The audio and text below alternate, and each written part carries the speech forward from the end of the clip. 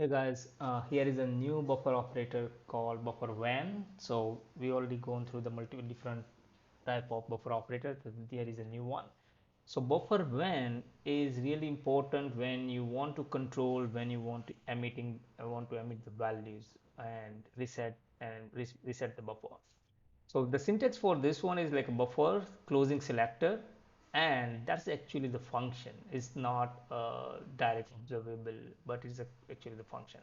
So buffer source observable values using the factory function, that is important, the factory function to closing the observables to determine when to close, emit and reset the buffer.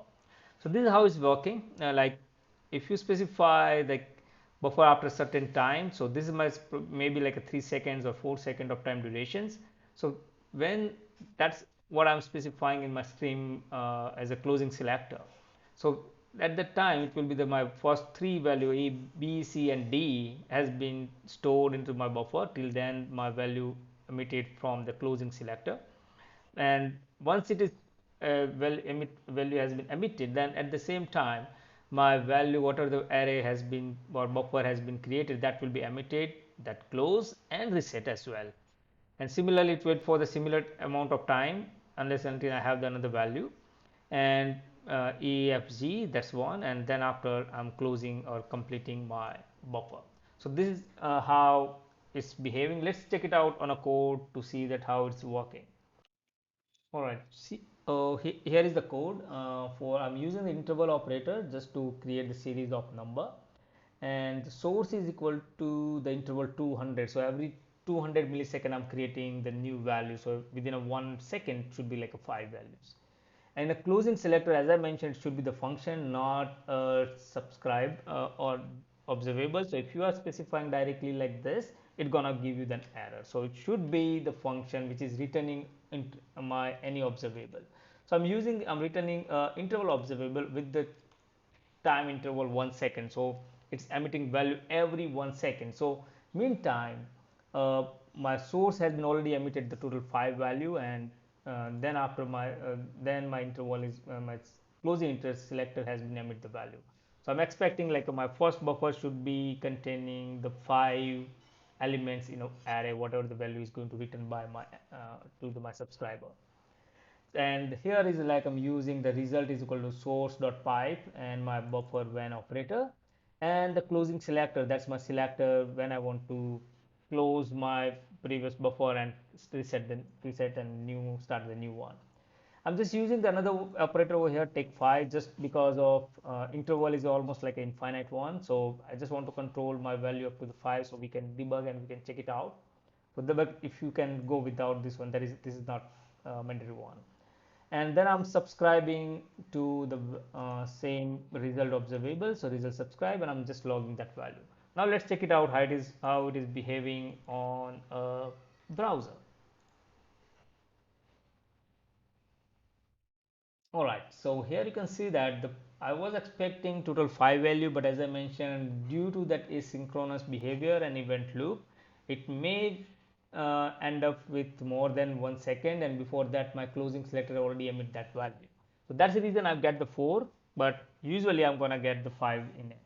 Similarly here you can see that I get the 6 over there. So that is because of that event loop behavior, asynchronous behavior.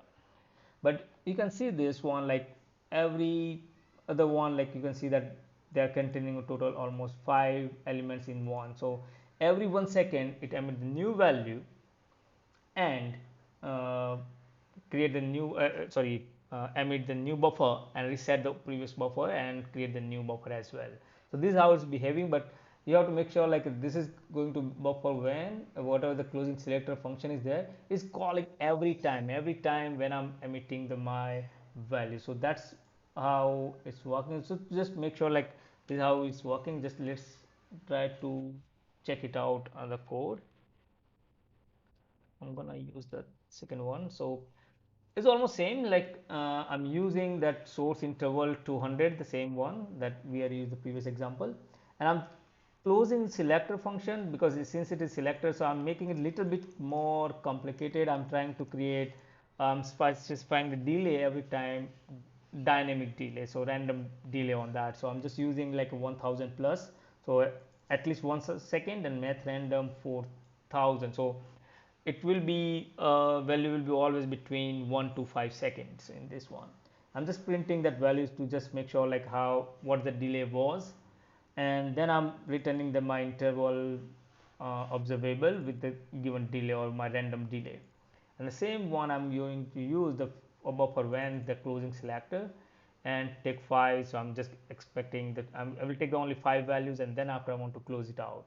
And then now let's subscribe to the result, and result.subscribe. I'm just closing consoling that value. Now let's see how it's working.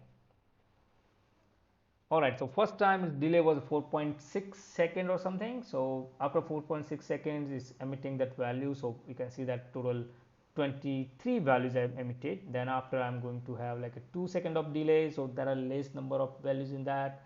Then 4.8, there are more than 1.9. So almost 2 seconds and so on. So you can also specify, because since this is function, so it is going to be uh, call every time when uh, my buffer has been reset, previous buffer has been reset. So at the same time it's going to take the new value. So you have opportunity over here to specify the new value that you want to send for the next interval or next emitting. So this is how it's working with the bufferWhen. So you can specify when you want to emit or when you want to reset, emit, and close the buffer. Hope you like this videos, and I'm gonna be you're gonna have like another video as well. So if you like it, just click on the like button and subscribe to the channel. Thank you.